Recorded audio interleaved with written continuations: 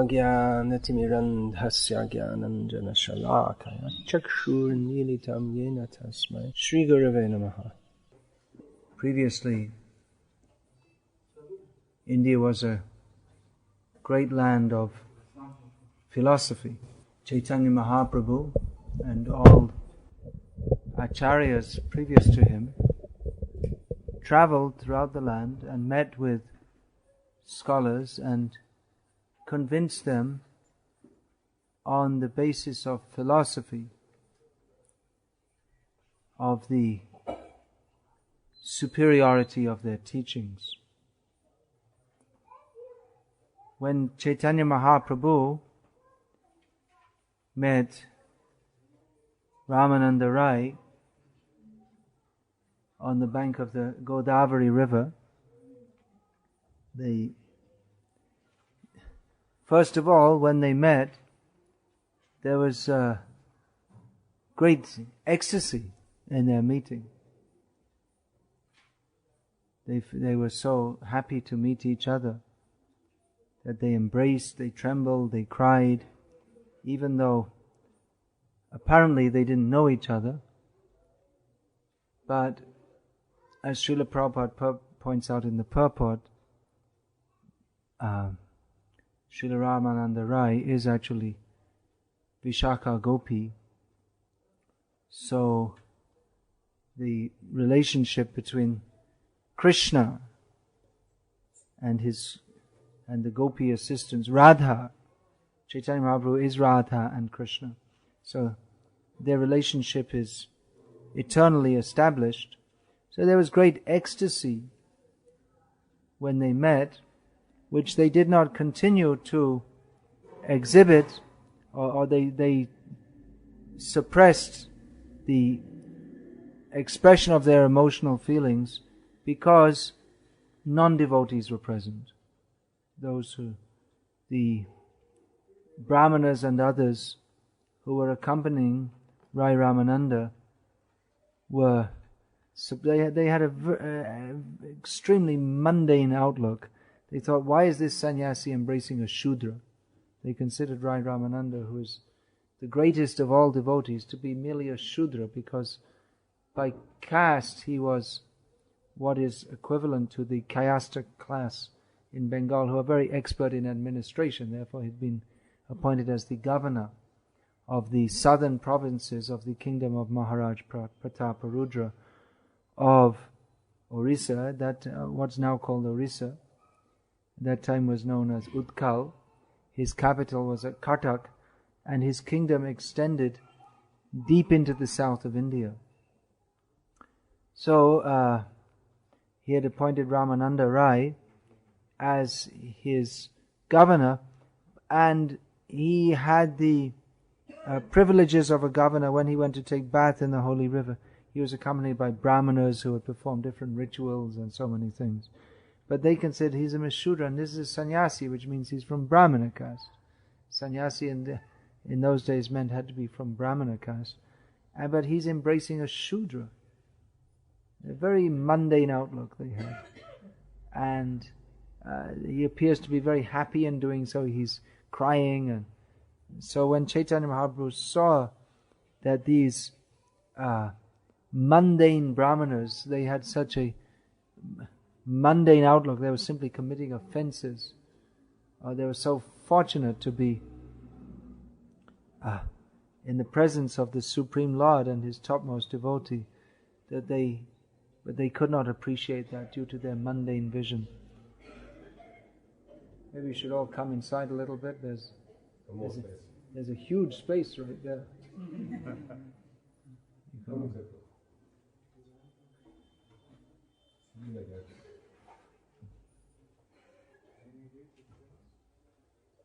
Actually, we should have all these big stadiums for Krishna Katha. They have stadiums for these nonsense cricket games.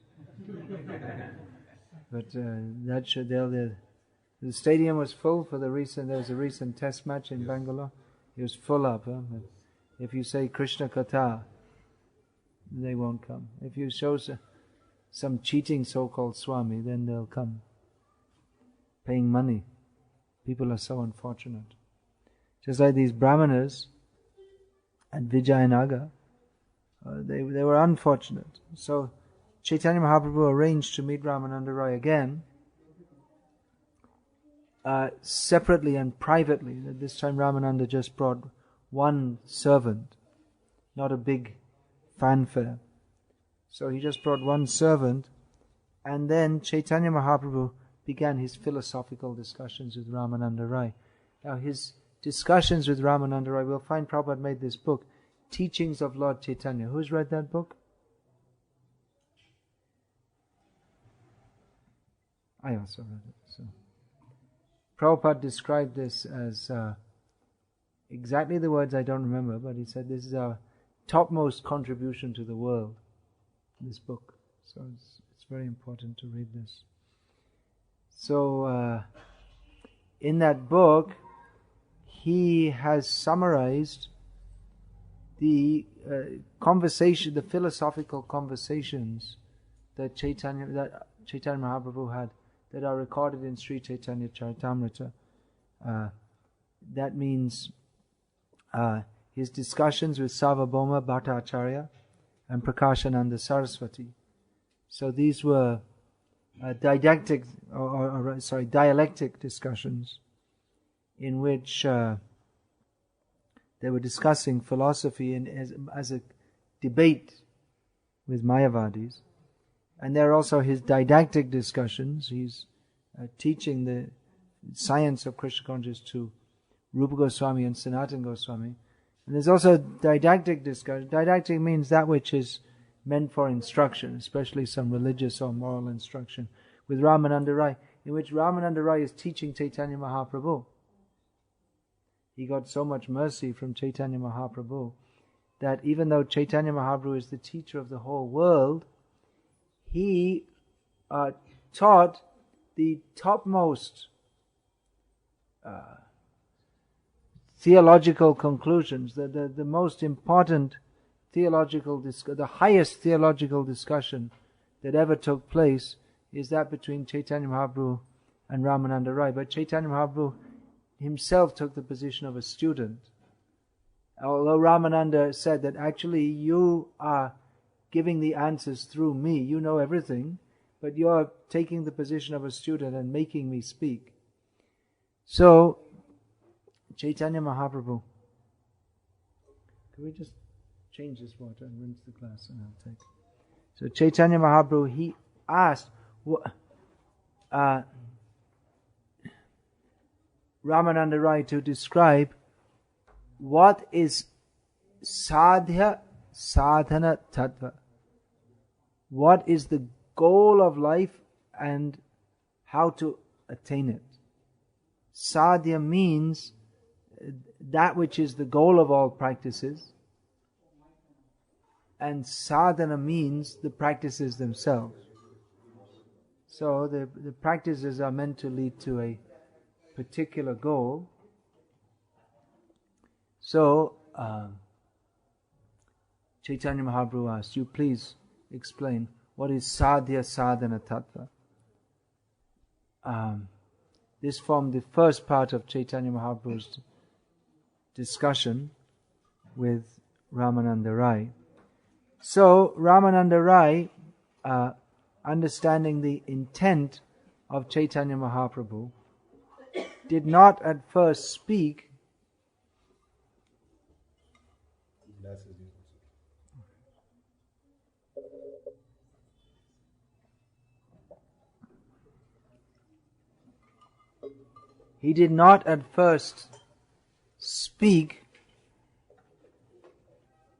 what is the sadhya sadhana tattva, the goal of life and how to attain it. That was accepted by Chaitanya Mahaprabhu. There are many forms of sadhana in this world.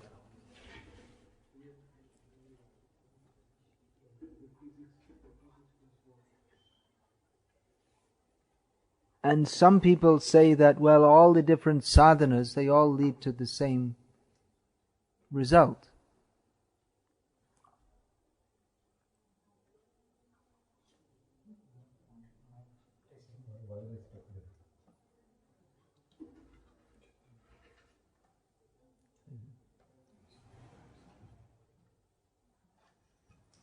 I think leave it now, because it'll cause more. Yeah, but it causes so much. Then everyone will be mic conscious instead of Krishna conscious. It's whatever happens. If there's if anyone's doing any small thing during a class, however important the topic is, they'll all be looking at that person. We're so poorly accustomed to hearing Krishna Katha. Any little disturbance, immediately all our attention goes to that. So there are many different sadhanas, and some people claim that all paths lead to the same goal. Which actually, by saying this, he actually insults not only the Vaishnava acharyas, but all the acharyas of all the different paths, because they all used to argue with each other, trying to establish their own philosophy. So he tried to make a harmony to stop all this religious debating by saying that, well, all the paths lead to the same goal.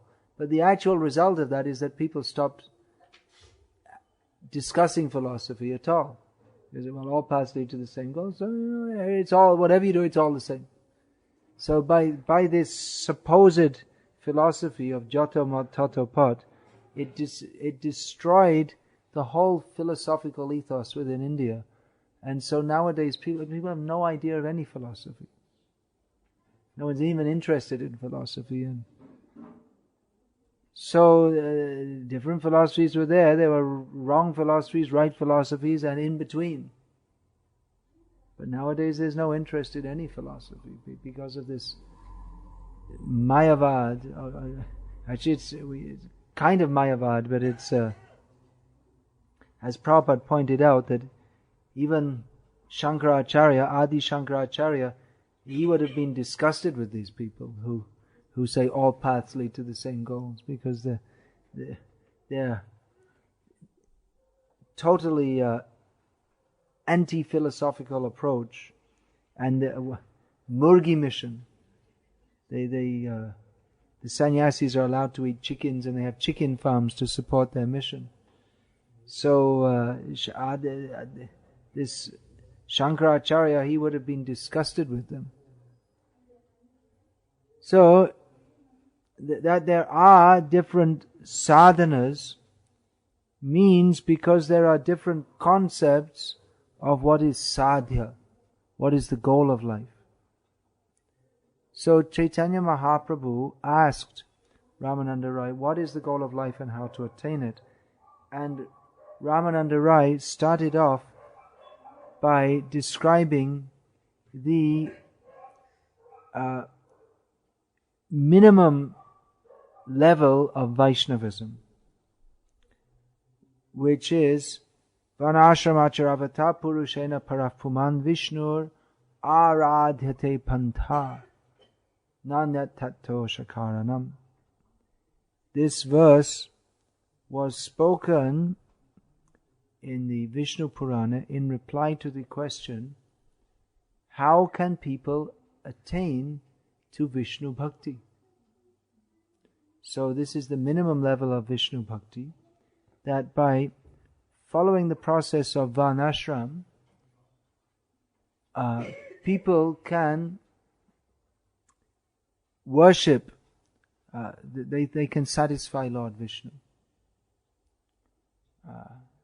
We also have the Krishna's words in Bhagavad Gita, Svei Svei Kamanya Bharata Sangsiti Labate Nara Swakamanam Tamabhyacha Siddhing Vindati Manava. By performance of one's own work, according to the Varnashram system, one can worship the Lord.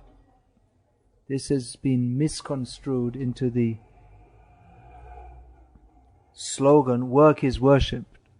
But that's not exactly what Krishna says.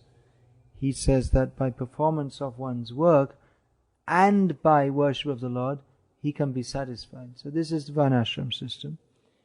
That this is the beginning stage of Vishnu Bhakti. If work within the Varnashram system, not exactly the caste system, but the varnashram is not the caste system, as is construed of in the modern age.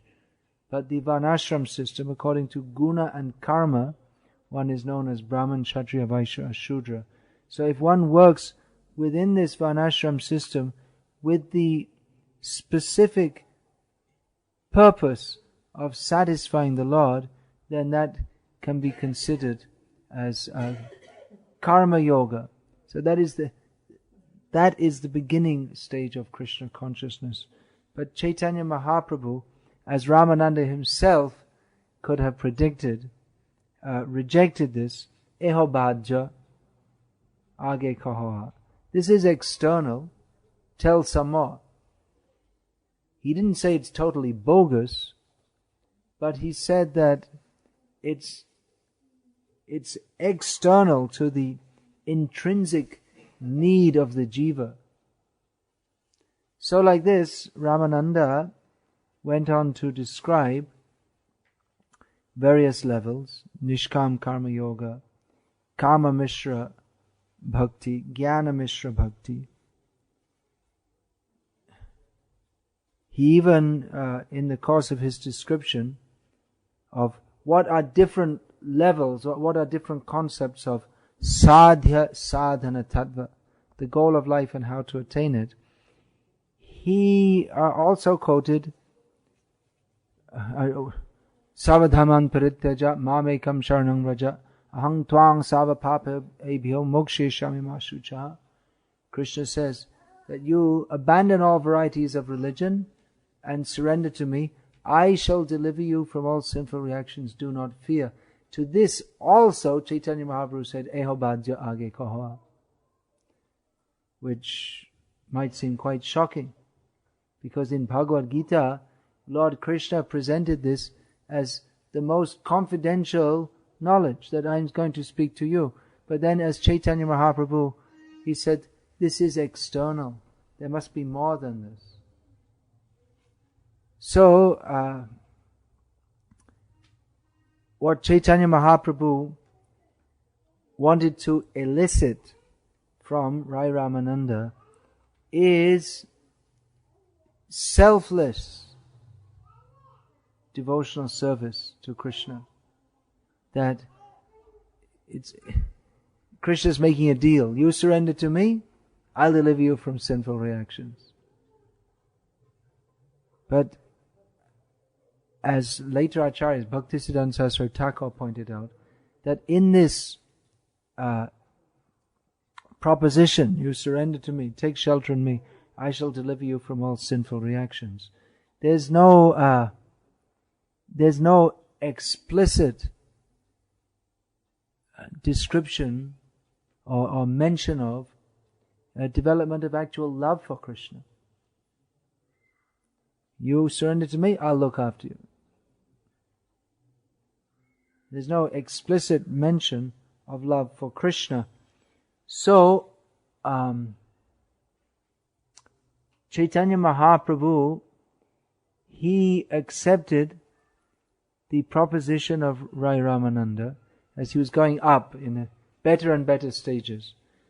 He accepted the concept Jnana Shunya Bhakti, Jnane Prayasam Udapasya, the endeavor to know simply by knowledge, which is so much lauded in Vedic culture. Knowledge. Even today in India,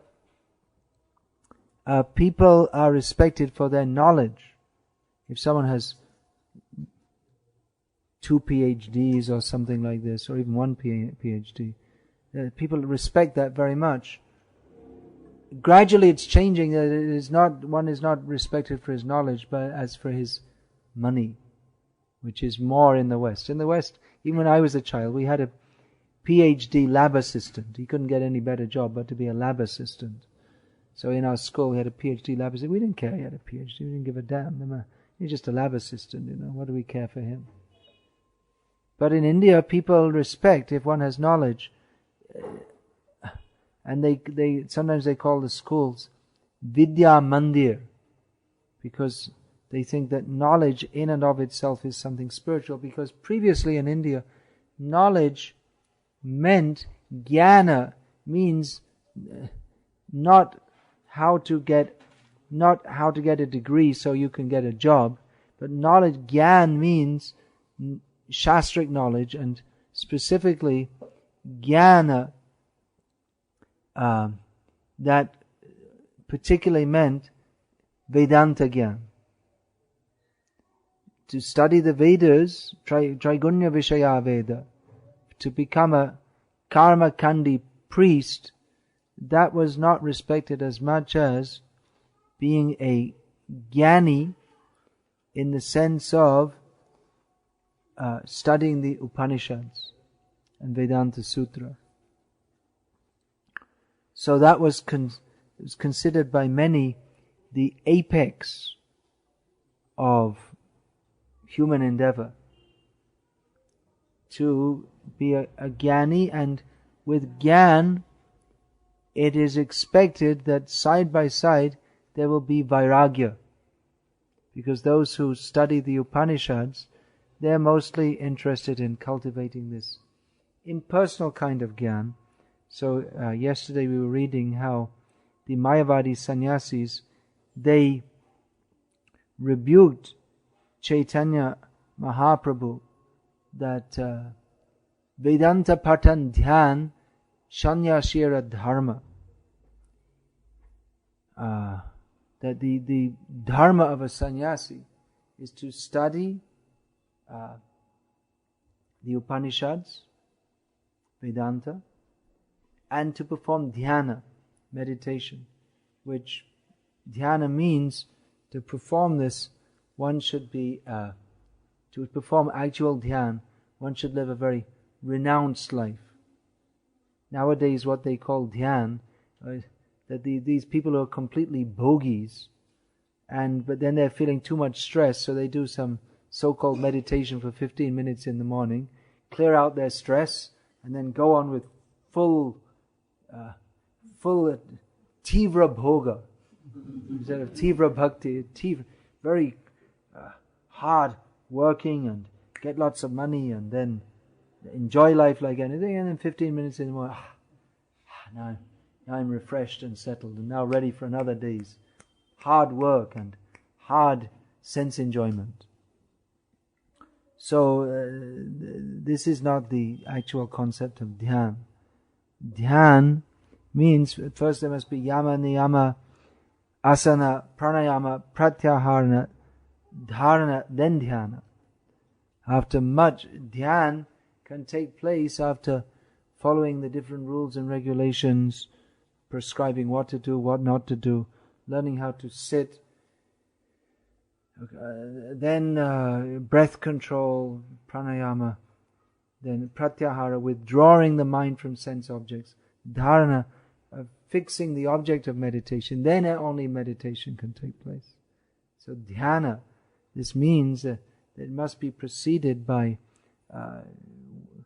withdrawing the senses from the sense objects, for leading an austere life. So this was considered the pinnacle.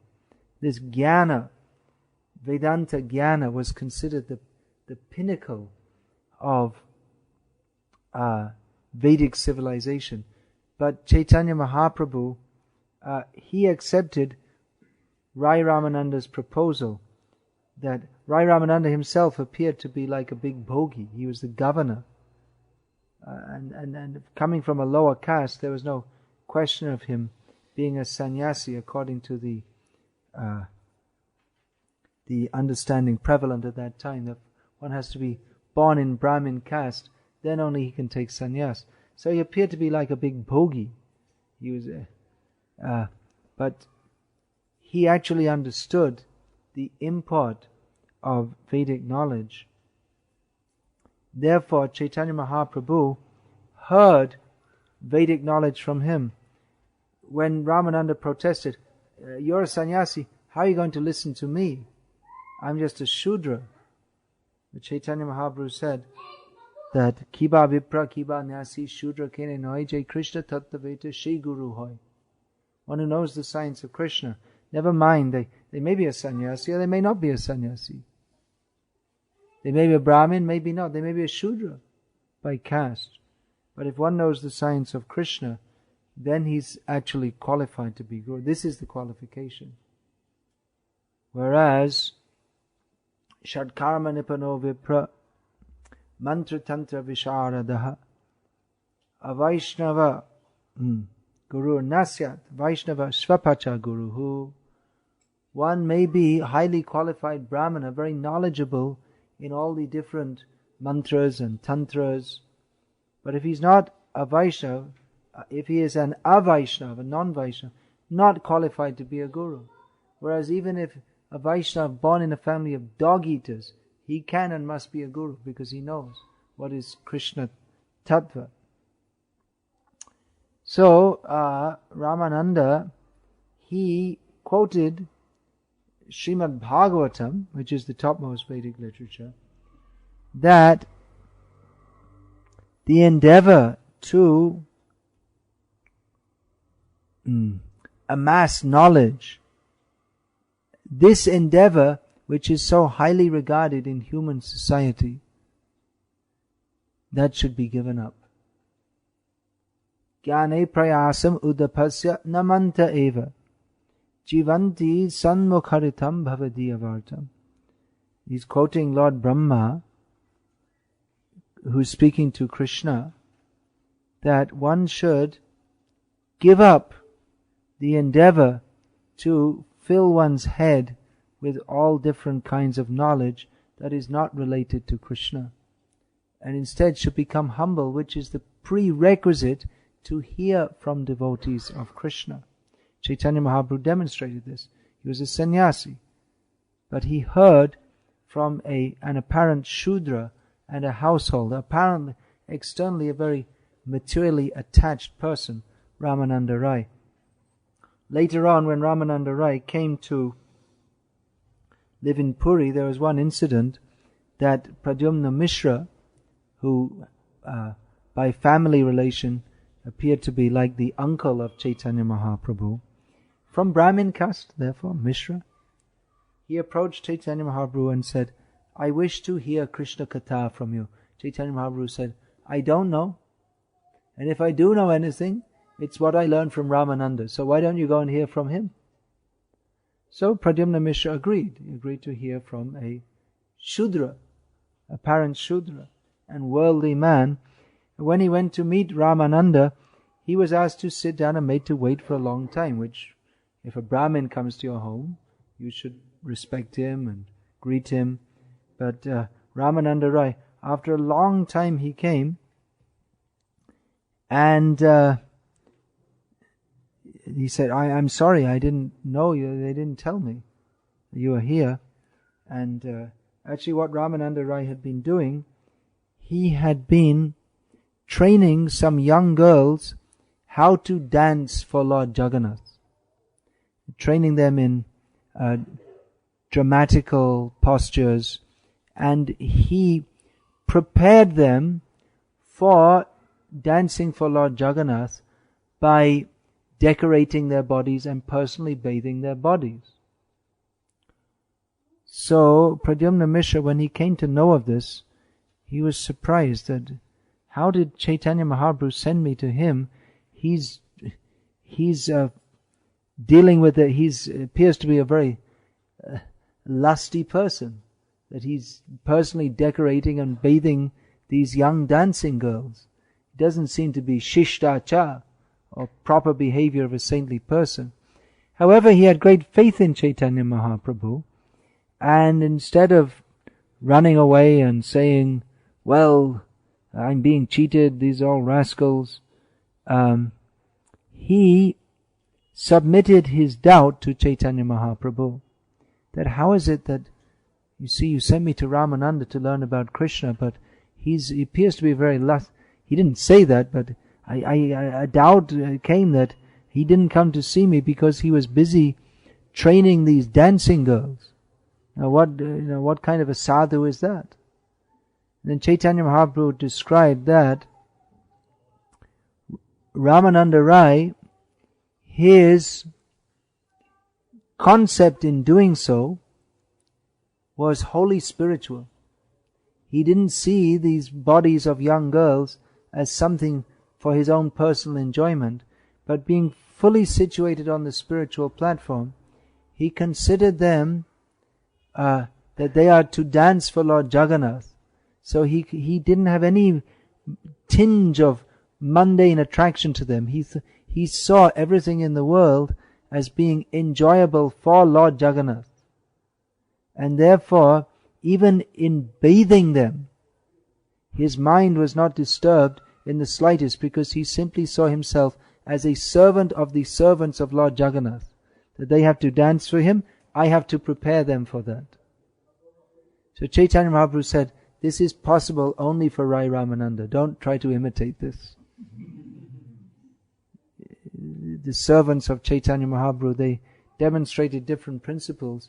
Rai Ramananda demonstrated in his practical life the principle of totally conquering the influence of lust by his absorption in service to Krishna.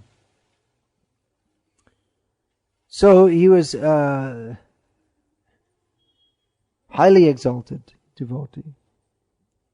Exalted means he's Vishaka. So Chaitanya Mahaprabhu traveled all over South India, and he actually met Ramananda Rai on Sarvabhauma Bhattacharya's recommendation. And when he came back, he said, we met Sarvabhauma, he said, I didn't really meet any Vaishnav who I could discuss with all these things. Only one, Ramananda. My whole trip to South India, the one person I met was Ramananda. Ramananda Rai asked Chaitanya Mahaprabhu, after they'd been discussing for some nights, they would come at night and meet. He said, Chaitanya Mahaprabhu said, why don't you stay here for a long time, then we can go and discuss it. And Chaitanya Mahaprabhu said, no, I'm not going to stay here and discuss with you a long time, because any long time won't be long enough. You go to Puri, you leave all your everything here, go and live at Puri, I'm coming back and we'll spend our whole lives together. Because a few days will not satisfy we need to spend our whole lives together. I cannot, having discussed with you, I can realize that my life I cannot live with any satisfaction unless I spend my whole life with you. So then after traveling through South India, and then he went to Vrindavan sometimes, and Chaitanya Mahaprabhu traveled here and there, but then he spent the last 18 years of his manifest presence living at Puri, and daytime various activities, but at night he would spend with Swarup Damodar and Ramananda Rai simply all night discussing about Krishna. So their preliminary talks are summarized in Chaitanya Charitamrita, and the fulcrum of their talks, or the end of one series of talks and the beginning of another, is this verse which Chaitanya Mahaprabhu accepted. Jnane prayasam udapasya namanta eva jivanti sanmukaritam bhavati avartam. That one should give up this puffed up endeavor to think that I can understand the absolute truth simply by studying and becoming a big jnani and becoming a big ascetic. Better to become humble is essential. One becomes humble to hear from devotees. One should spend one's life hearing from devotees. Hearing from devotees means hearing about Krishna, because devotees don't discuss about who's going to be the next president of America. They may say in passing, but it's not the topic of their meditation. Or who will win the next election in India, who will win the test match. It's not their subject matter. Devotees' subject matter is Krishna. So, sthane stita shuti yatang tanuvang manobhe dedicating their lives, whatever situation they may be in. They're not so much anxious that, first of all I have to do this, first of all I have to make this adjustment, that adjustment, another adjustment. But the only real adjustment we have to make in our lives is how to hear and chant about Krishna and dedicate our lives in the service of Krishna.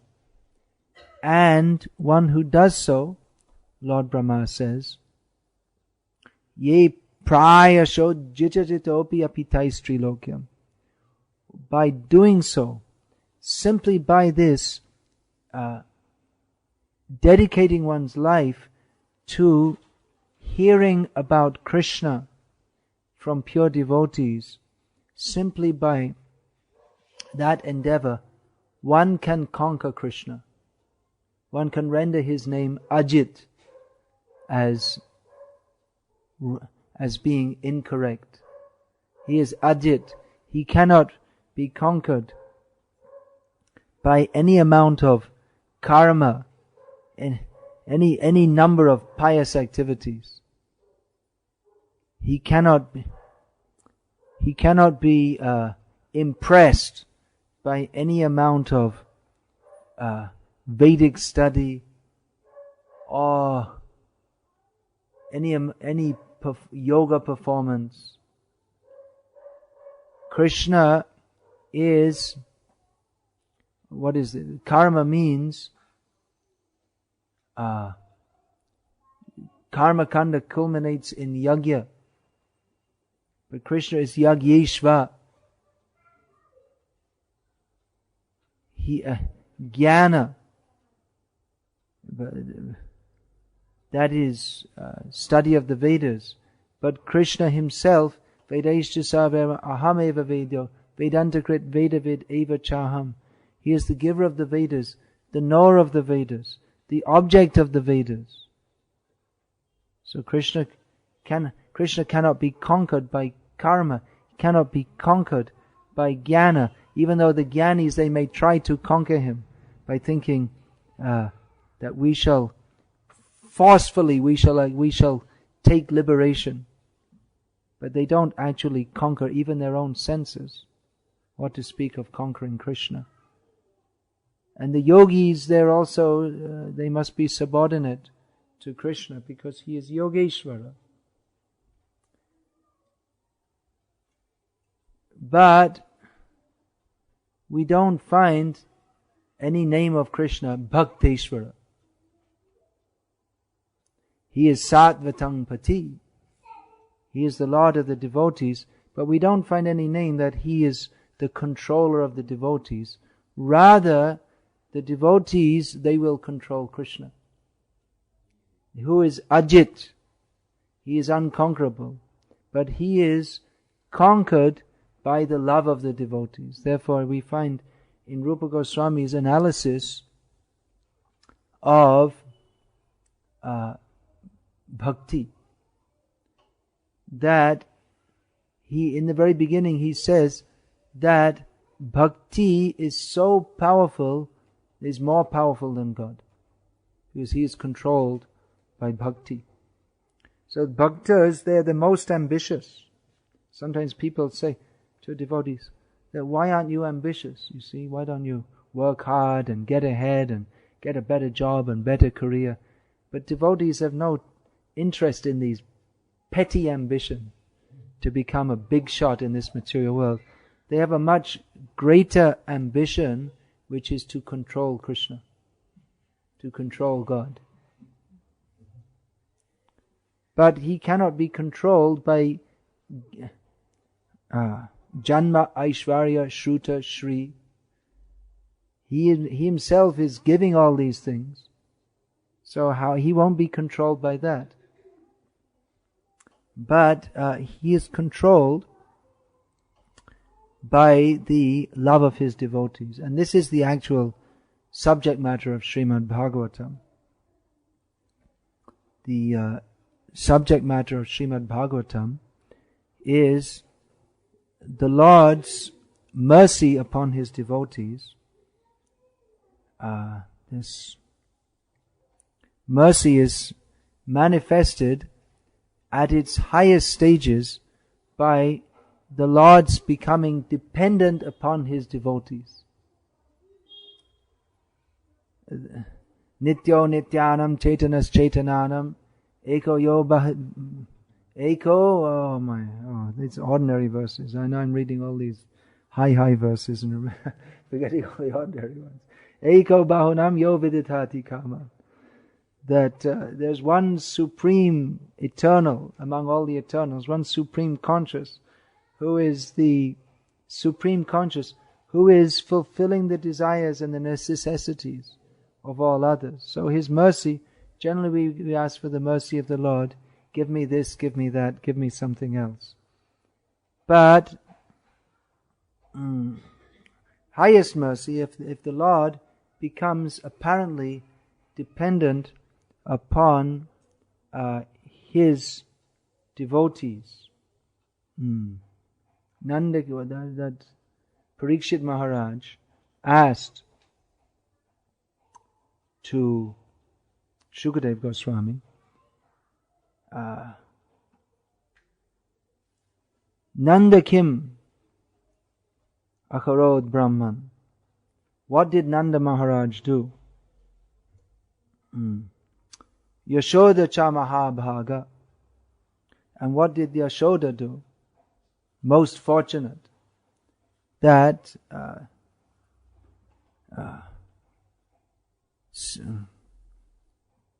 Stano Pibam Bhagavan Hari, that the Supreme Lord drunk milk from her breasts. What kind of mercy? What did they do? What kind of mercy did they have? How is it? Then Shukadeva Goswami explained that in previous life, Drona and Dhara, they were asked by Lord Brahma to create population. He said, we like to have the Supreme Lord as our son. And thus they did. This is compared to Vasudeva and Devaki, who as Prishni and Sutapa, they performed austerities and they had the Lord as their son, but in a different mood to that of Yashoda and Nanda. So that their mood was not one of such complete love as that of Devaki and Vasudeva. Their love was not as complete as that of Yashoda and Nanda. That they were able to have such mercy. So the conversation between Chaitanya Mahaprabhu and Ramananda continues on the Eho hoi, age kohoa. This is acceptable. Now you speak some more. This is yes, I accept. This is pure devotion. Now tell me more. And Ramananda Rai went on and on, explaining what are the different stages of love of Krishna. So Prabhupada summarized all these, actually explained in some great detail, all these conversations in Teachings of Lord Chaitanya. Very important book that describes how Chaitanya Mahaprabhu defeated the Mayavad. Not only defeated the Mayavad of Sarvabhauma and Prakashananda, but made them devotees. He didn't just defeat them and kick them out, but he defeated them and brought them in and made them devotees. Then his discussions with Rupa Goswami and Sanatana Goswami, teaching the science of God. And with Ramananda Rai, a discussion of the ultimate goal of life. The ultimate goal of life, which is to attain love for Krishna. Love beyond surrender. Mostly we're teaching surrender. What is this nonsense material world? Why be attached? Surrender to Krishna. But then we should know, we surrender to Krishna, then what? Just like I used to ask questions as a child. They say, well, you love God. Don't eat meat on Fridays, only eat fish. That's the Catholic. They used to do that. You're from Catholic country. Don't eat meat on Friday, only eat fish. You see, this is their religion. So you follow and say, well, what for? Well, what do you get from it? What's it all about? You say, well, the main thing they can inspire you with is that, well, if you do all these things, you're a good Catholic, you go to church and you pray, then you go to heaven. And what happens there? Well, not much description of that, but if you don't do it, you go to hell. So, fear God.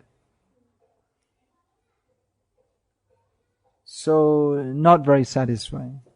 But Chaitanya Mahaprabhu teaches that we should attain love of Krishna, following in the footsteps of the residents of Vrindavan. That is a desirable goal for those who have those whose senses are not so blunt and dull and gross.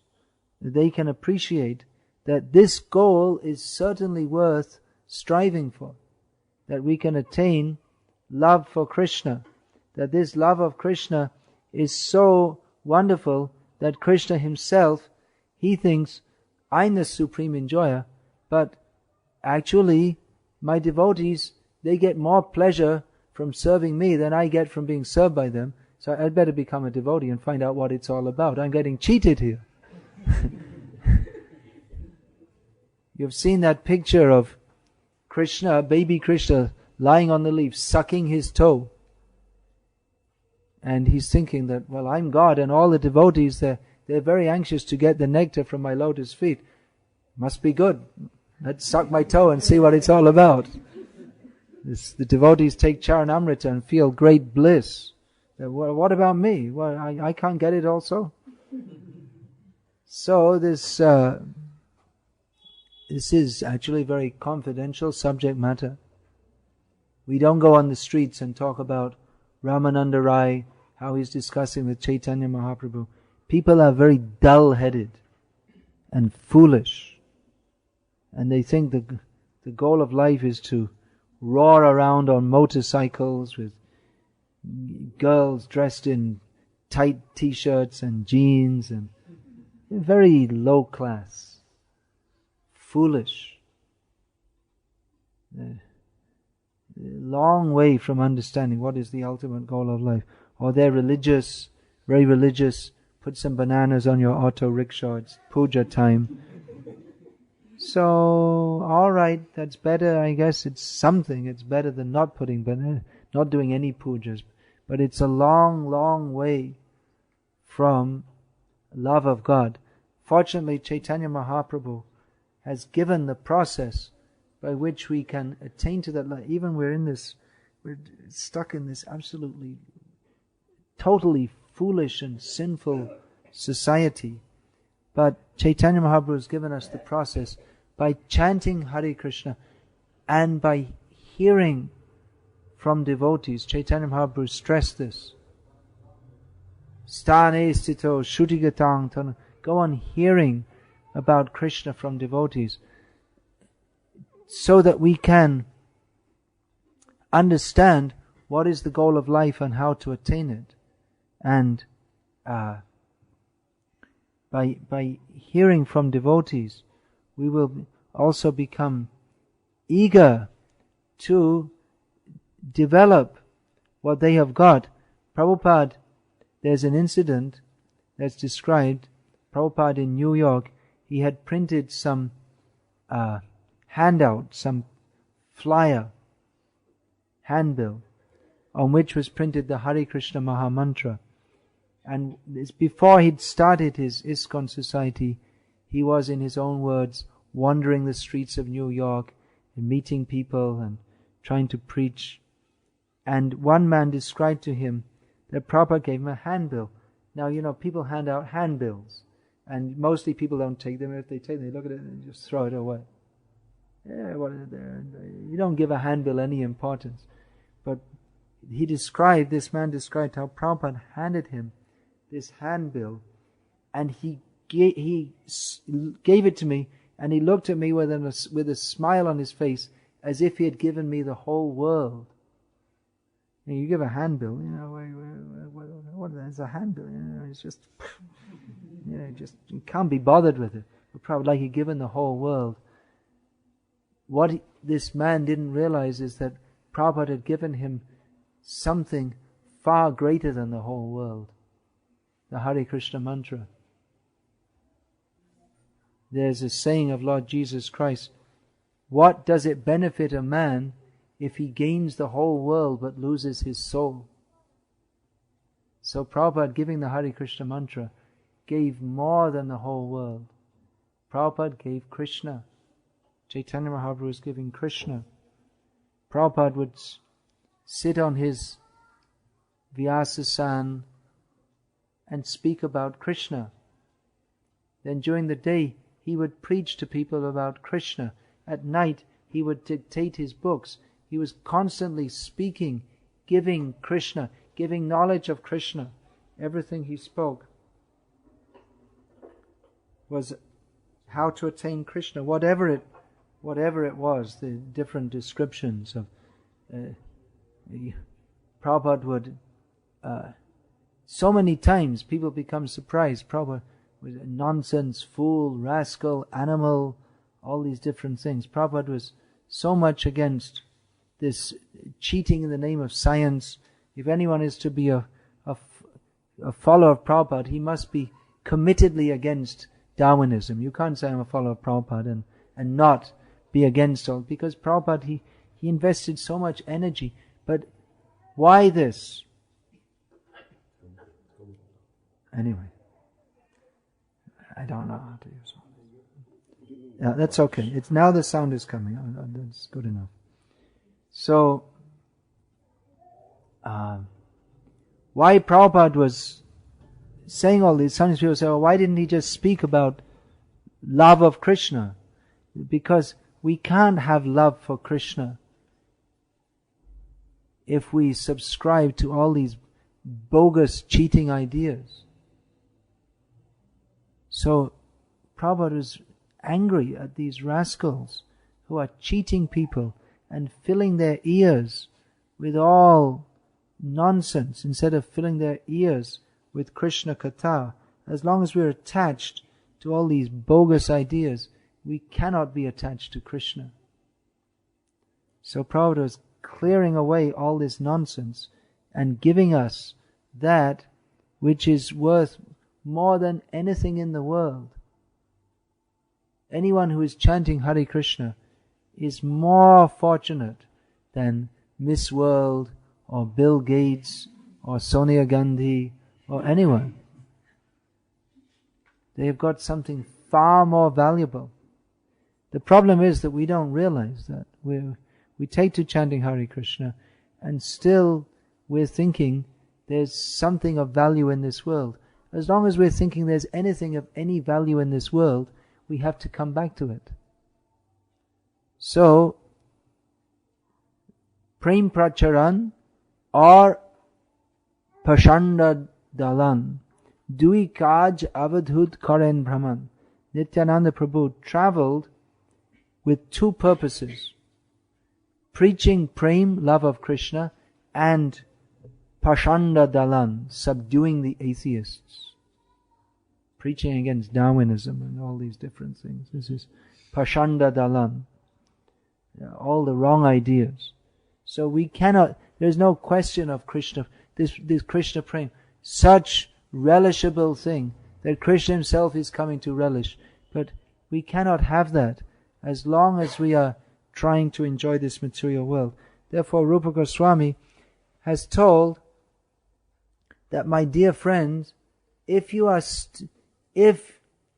are still attracted to family, friends, society, all the enjoyable things of this material world, then I must warn you, do not go to Keshi Ghat in the moonlight, because there is one very dangerous boy standing there playing on his flute.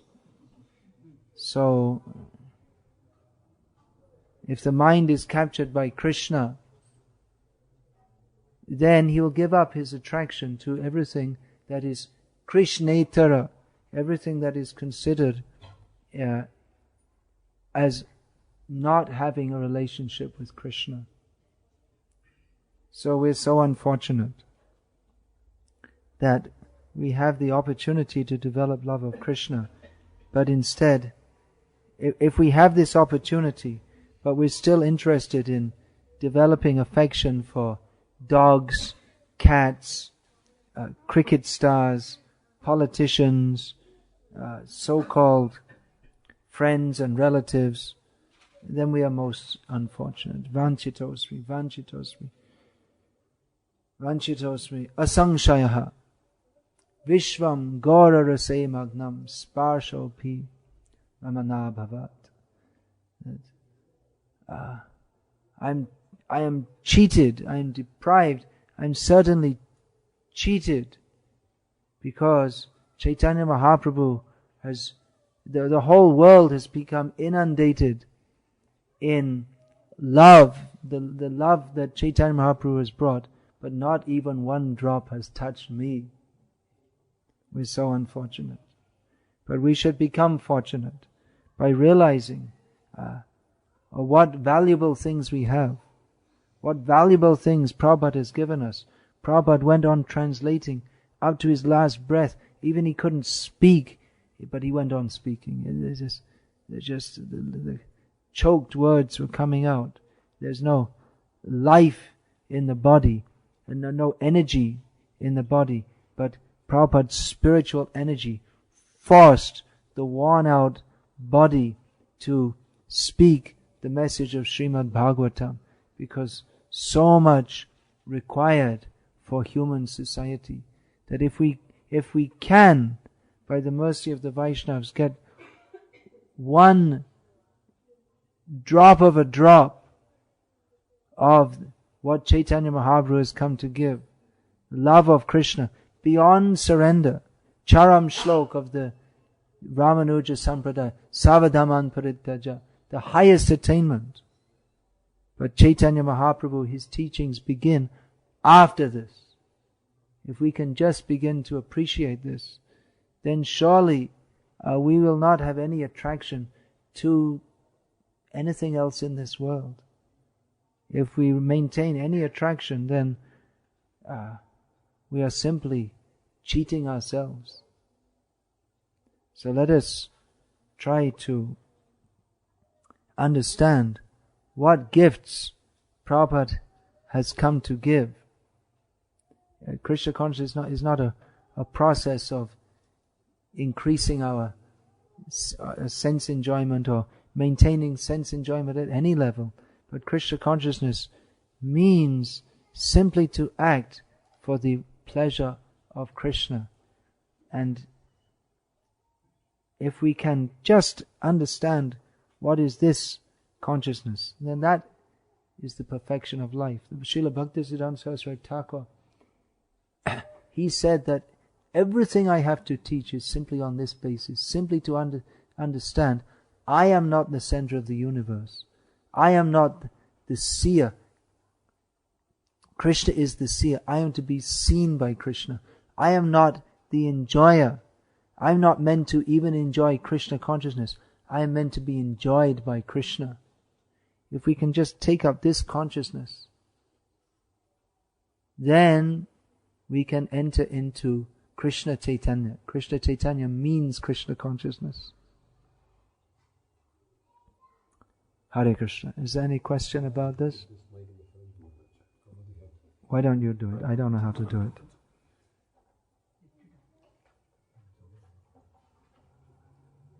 Alright, now it's done.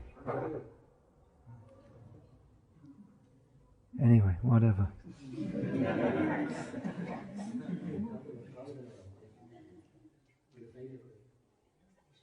If we can serve Krishna better by this, then we should do so. If not, we shouldn't. Sorry. Serving Krishna better. They can hear at the back. Alright.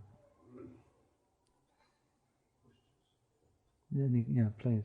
Last words you use, the last topics you said, you just try to become that we are be enjoyed by the Lord, and not the center of the universe. Many times we attempt this, and at the same time the ego and the mind use a lot of allurements. The mind doesn't give a lot of allurements. The mind accepts allurements. What are the two functions of the mind? Yeah. So, you can reject, but we don't reject. When we say my mind is just an excuse, it means me. I am the rascal.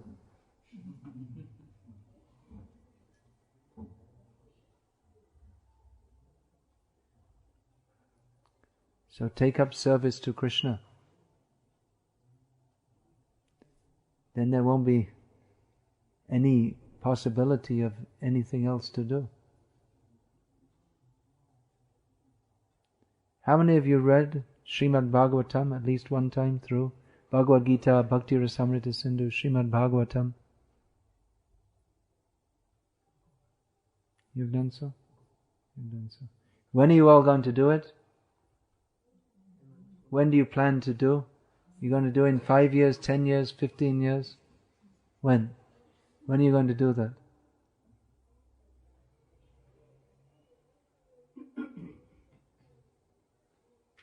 No reply? Very slow means what? 15 years it's going to take you to finish? You have to read again and again, remember. When you finish again you have to read. So set some goals. You're all... Set some goals. 2 years. Finish.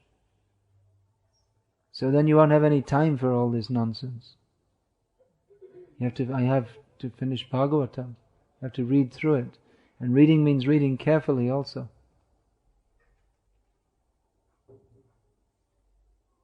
Unless we have Krishna conscious activities, then we're going to have Maya activities. And you have to distribute the books also. So many things we have to do in Krishna's service. But I've read up to 9th canto, but before starting the 10th canto, I was just trying to think for myself whether one should think whether one has the purity before reaching the 10th canto. What's your... You're asking my opinion? Go ahead.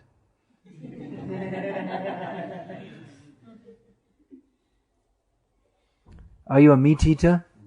Are you a Mayavadi? Okay, you can read it. Why did I ask those two questions? Nivrittatar shayupagiyamanad bhavoshodat chotramano ka uttama shloka gunanavanat puman virajeta vina pashugnat. In the beginning of the 10th canto of Bhagavatam, we find Parikshit Maharaj saying that those who are Nivritta Trishna, those who are free from material thirst, the thirst for material sense enjoyment, they glorify Krishna in the parampara system.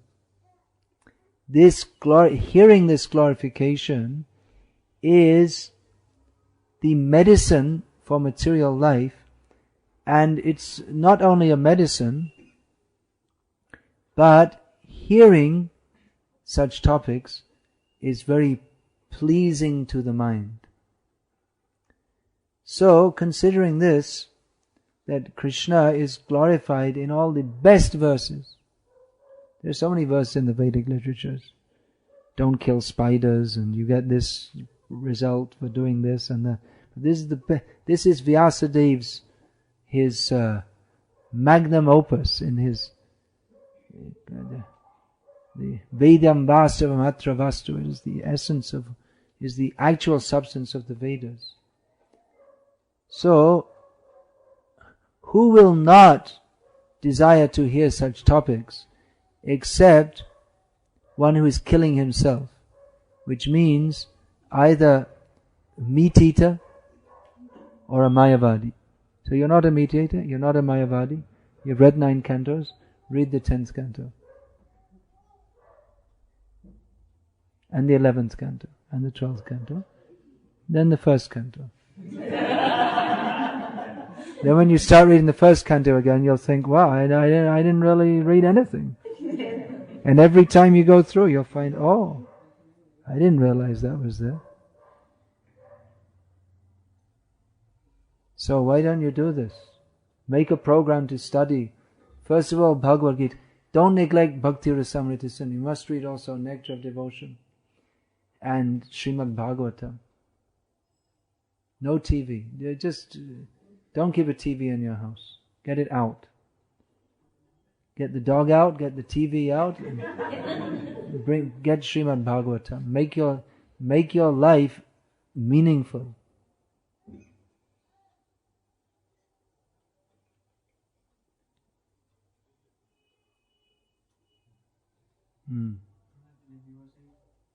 For enjoyment of Krishna. Sometimes when we are dancing in Kirtan. You always remember this dancing is for Krishna's pleasure, not for my pleasure. Don't dance with your back to the deities. What is this? You're dancing is for Krishna, and you're there, Krishna has come, and then I'm enjoying myself and forget Krishna, to hell with Krishna. We should be aware. Krishna consciousness means to be conscious, aware of Krishna.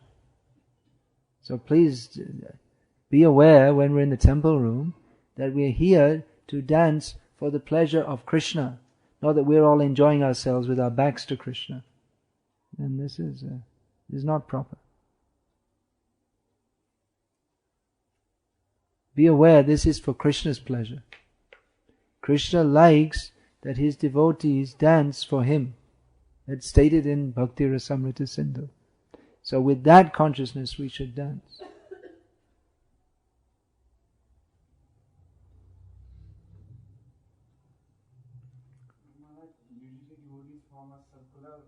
Why? Why do they do that? It means they're not thinking of Krishna. They're not thinking that here is Krishna, we're supposed to be dancing for his pleasure.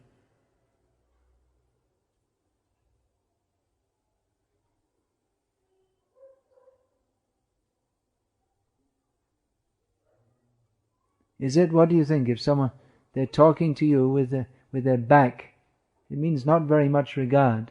If they're showing you their back, they don't have much regard for you, isn't it? You're calling out to Krishna, oh Krishna, oh energy of Krishna, please engage me in your service, but you're so neglectful you won't even look at him. You won't even show yourself to him, show your face to him. It's a strange mentality. It seems strange to me. It's stated in, if you read Bhakti Rasamrita Sindhu, it's stated that one should not show one's back to the deity. It's an important rule. Prabhupada was very strict about this.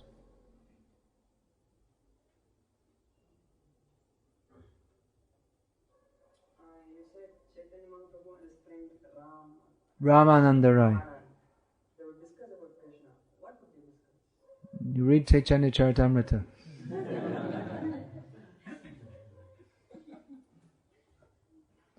You won't understand it.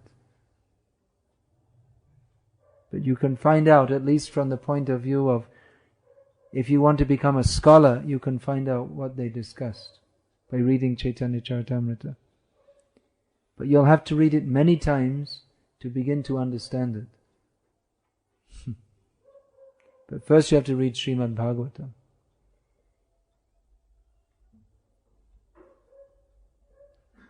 What they discussed is on such a high level that it's not meant for discussing publicly, or even in a group of devotees, unless they happen to be on a extraordinarily elevated platform. Well, discussion comes into picture when two people are partially filled with knowledge. But if you say... Not the talks between Chaitanya Mahaprabhu and Ramananda Rai. They weren't discussing to elicit what is the goal of life. They were discussing to relish topics of Krishna. Their discussion was not like some scientific discussion or anything like that. Anyway, don't mind, but this is beyond you and beyond me. It's just like if you ask even a physics professor, explain to me what does it mean E equals mc squared. He can't explain, he doesn't know, and even if he has some insights into it, you can't understand. So why should he explain to you? You have to go step by step. This is very highest level. Please chant Mahamantra.